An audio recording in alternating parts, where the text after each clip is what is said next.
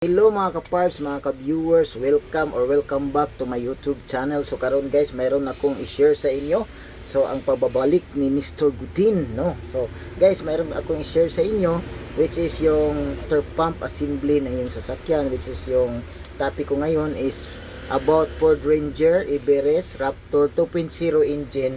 So ito ang i-share ko sa inyo guys kung ano ang kanyang part number ng yung water pump kapag ikaw ay mayroong Ford Ranger Raptor na 2.0 engine guys, which is ang kanyang year model ay 2019 up to 2023. So ito na yung kanyang water pump guys, basahin nyo na lang para ayan, ganyan yung part number nya.